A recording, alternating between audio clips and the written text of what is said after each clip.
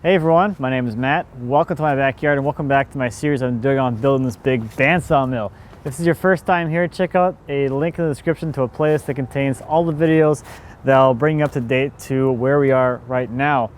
Last time I got the idle shaft assembly mounted and ready to go. So up until this point, I've really tried to compartmentalize the videos to make them a little more concise or single topic, but that's gonna be really difficult to do going forward. So I think you're gonna see these videos become a lot more multi-topic, as a lot of things I'll be doing with the saw head kind of are intertwined and you can't really separate them from each other. Where I'm at right now is I'm waiting for the drive shaft to come in. They'll be here later this week. That's being custom machined. So I need to be ready for that. If I had it here right now, I'd probably be really excited and get the that side of the beam all ready to go, add weight to it and all that. However, I do need to get this beam off of the uprights because I still need to finish welding the plates on. I need to drill the holes for the Acme rods that are going to control the raise and lower mechanism on there.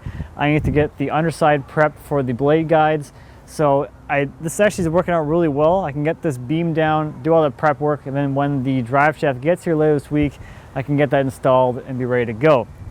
One of the things that I want to do for sure though is, since I have to take this beam off, I want to get paint on behind the linear rail, because I don't really want to have to take that down ever again. So in getting ready for paint, I'm thinking, okay, well, there's some other smaller things that I can get done on the whole carriage so I can paint more areas than just the upright. So down here at the base of the carriage is where I'm going to focus my attention today. I want to finish cleaning up the look here, so I want to put a piece of plate on the side here up against where this hub thing is, just to kind of clean things up, sort of like that, on all four sides where it sticks out past the front and back uprights. I also want to add a little bit of a bracing here. That'll just transfer some of the load from out here back into the upright. Now over here is where the raised lower mechanism shaft is going to come down from the top of the carriage. This is just an example here. This is just a piece of rod. But it's going to come down through here and it doesn't have anywhere to go right now. So I need to make a little platform out here. So I have these offcuts from the uprights, some more 3x3 tube that I'll weld two of these pieces on there. So I have a platform for that to go.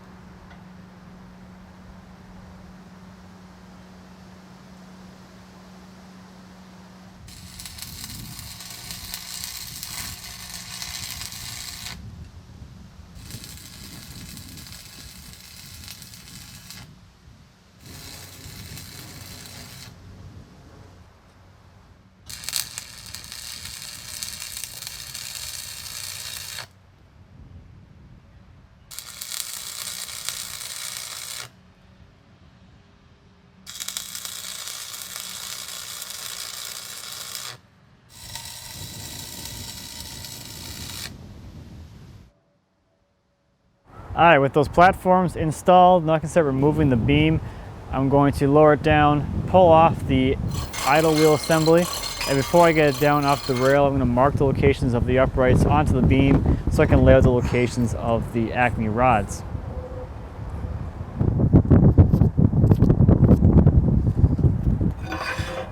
So one thing I've done is create these ball catcher blocks. These will slide up into the bearings so that as the bearings come off of the rails, the ball bearings inside of them won't fall out.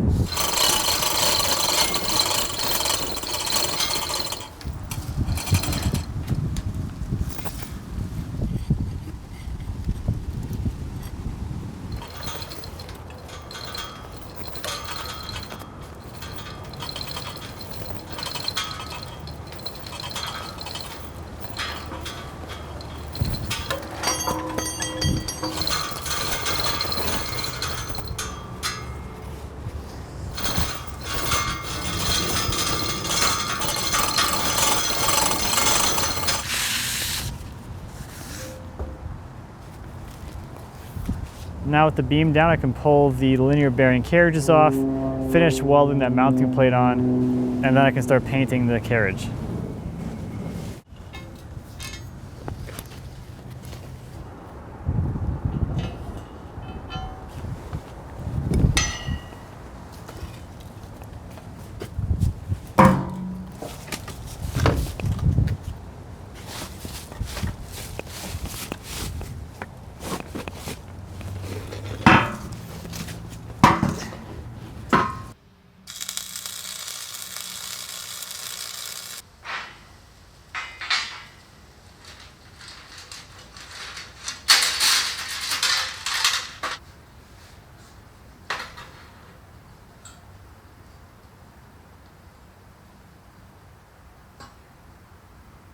Now before I get too far ahead of myself, I went and I cut these square pieces of some scrap 1/8" steel, and I'm going to use those to cap the top of the uprights.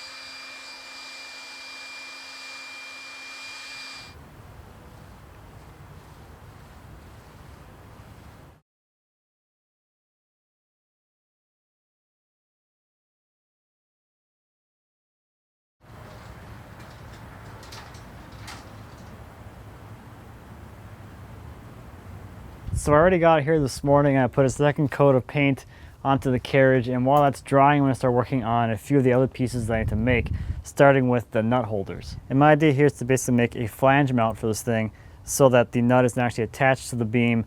It's attached to this flange that can be removed if the nut needs to be changed or whatever. So my idea here is I'm going to cut a piece of this bar stock to length, and then I'm going to frame up the nuts so that they can't move. So basically I'll create a little box around the two sides like this, and instead of doing it all the way around, I'm leaving the sides open because I'm going to have some clearance issues probably for my my blade guides as they come in and out. So the narrower I can make this, the better.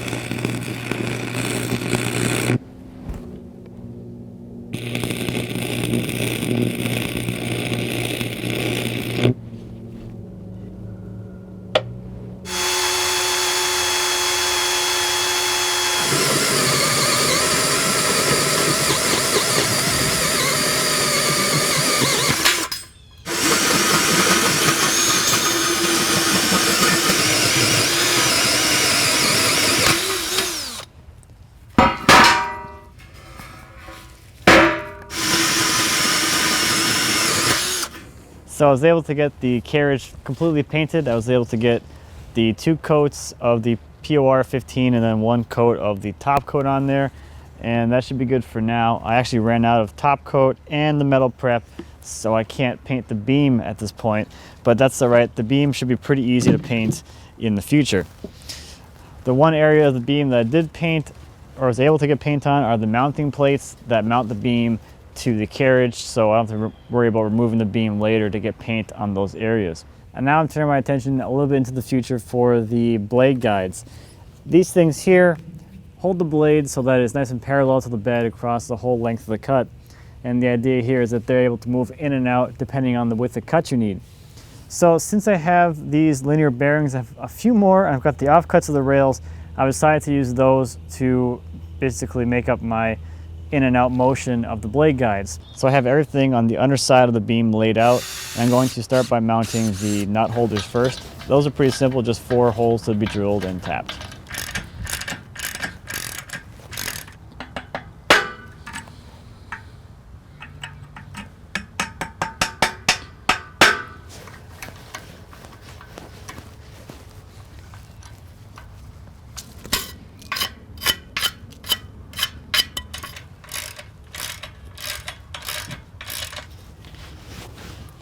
So throughout this build, every single time I show me tapping a hole, people ask me why I don't just power tap them because it's faster.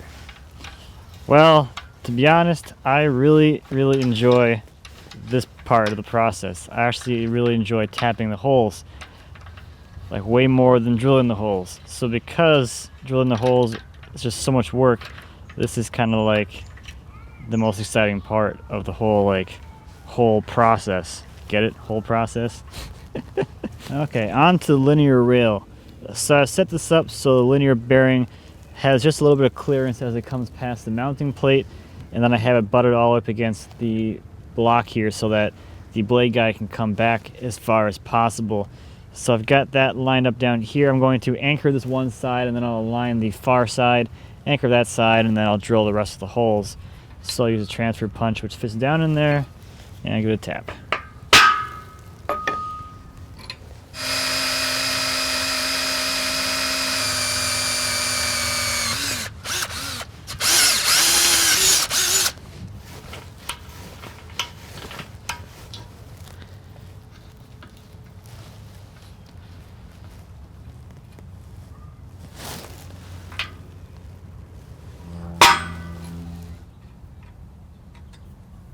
As I'm aligning the second rail to mate up with the first one, it's not super critical at this point that they're perfectly aligned, since my holes do have some slop in them for alignment, just like I had when I installed the linear rails for the carriage up and down motion thing. So I've just bridged the gap with the carriage, so that should help keep things aligned in the in and out direction, and then I can kind of go from there and keep it parallel to the back edge of the beam. So make sure that they're butted up close to each other. It's good. Make my divot mark.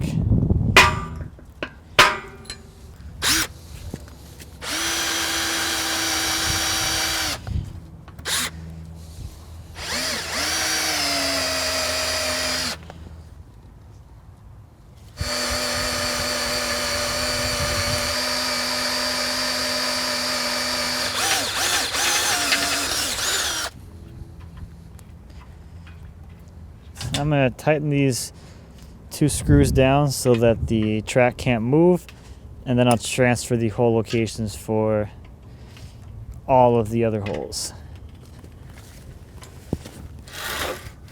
That's good.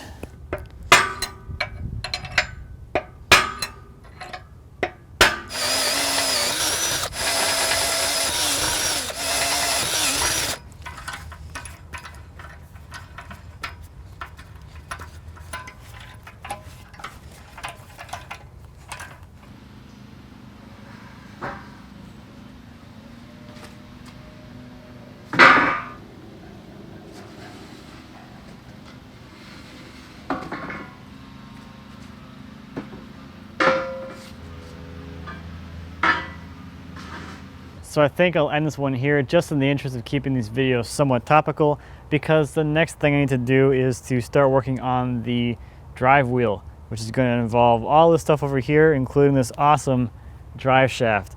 So I'll get into that in the next video, as well as we'll probably get into getting the motor on here as well. So thank you as always for watching. I greatly appreciate it. If you have any questions or comments about the sawmill build or anything back in my shop, please feel free to leave me a comment. As always, I'd be happy to answer any questions you might have.